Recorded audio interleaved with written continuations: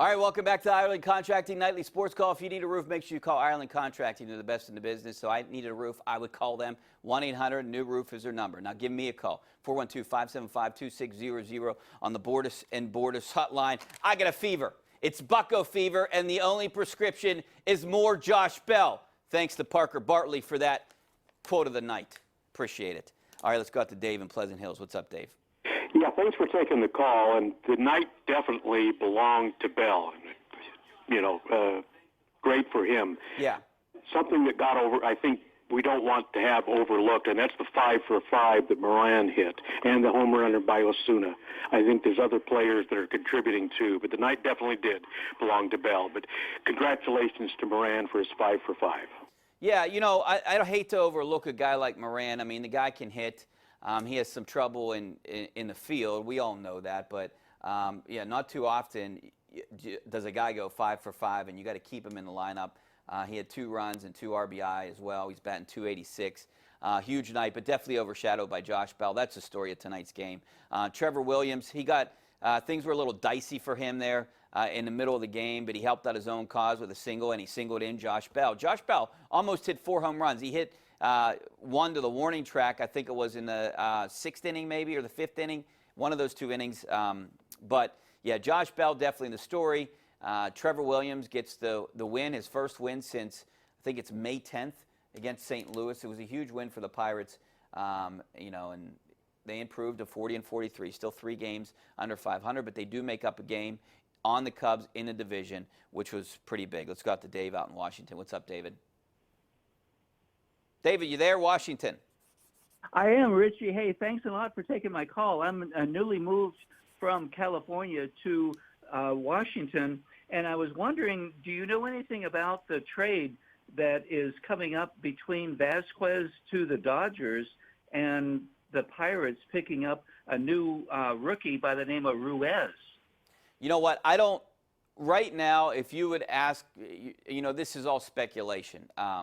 There have been some reports that the 2 teams were in conversations and maybe had a conversation. I don't know how deep it went, but I don't think Felipe Vasquez is going anywhere this year if the Pirates are playing like this. This is the guy that they need, and if you trade away Vasquez, you're basically saying you give up this season.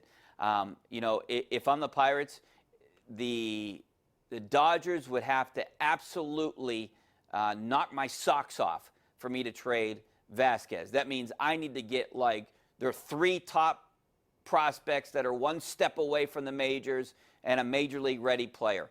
It would have to be something huge for Vasquez. And they have a good minor league system, and maybe they can do it. But look, we're a couple weeks away. Right now, they're 40-43. They're kind of in this division, and it's hard to. I don't think they're going to be buyer sellers, and that's the problem with this team. They're kind of just like in average, in the middle of the road.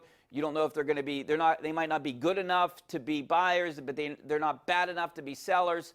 I wish they were buyers. They were buyers last year, it seemed like, but it seemed like they were out of it when they bought those guys. But they bought those guys for the right price. They had control, and that's one of the reasons they went out and got those guys. All right, we're going out to Clint out in Altoona. What's up, Clint? Yeah, how you doing? Thanks for taking my call. Good, no problem. Yeah, I agree 100% in your opening statements. I'm on board with what you're saying, but in my opinion, sadly, I don't know if that's going to happen about giving Bell a long-term deal. And my quick question to you was, when Andrew McCutchen come up through the system and became the kind of player he was, and he was the guy that everybody came to see, face of the franchise, and did you think personally that he was going to be a Pirate for life and he was going to be here for 10, 15 years? Because what happened to him. So I don't even think Josh Bell could be a Pirate player for life. I thought Andrew McCutchen, he was going to chase that next deal, and that's kind of what happened. I didn't expect him to be a Pirates player for life, and he did sign a team-friendly deal to stay here, and was no question the face of that franchise. But I think Josh Bell right now is on another level, and I know Andrew McCutchen did it for a couple seasons. He had those big months, won an MVP. Josh Bell didn't win anything yet.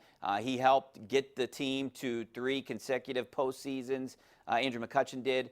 He had some good guys around him, and that was just a taste of winning baseball here in Pittsburgh. And now you have another star.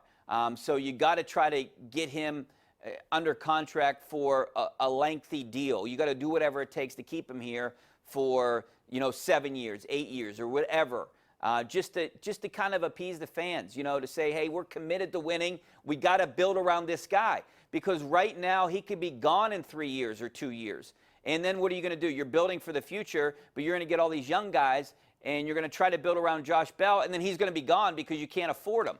I don't even know if they could afford him now, because if I'm Josh Bell, I'm looking at that $200, $300 million paycheck if I continue to do this. The Pirates could try to sign him to a 7-year deal, but then would he get that next big deal? That's if I'm the Pirates, I would do whatever it took to contract for an extension. All right, we're going to go out to Jim out in Shaler. What's up, Jim? Hey, how's it going? Good, thanks for calling. Thanks. Hey, the big thing is right now is they got a team that can hit the ball. They got a good young nucleus. The guys ain't making anything right now. Like you're saying, this is the time to go out and sign Bell. It's all up to Bob Nutton right now. It's all up to Bob Nutton. He needs to go out there and dish the money this year to sign Bell or sign him next year. And they need to go out and get another pitcher or two, and they can compete in this division.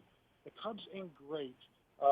Milwaukee isn't great. I mean, the Pirates are 4 games out, and they have a chance, but it's up to Bob Nutton right now to put the money where his mouth is and put this team over the top. What do you think?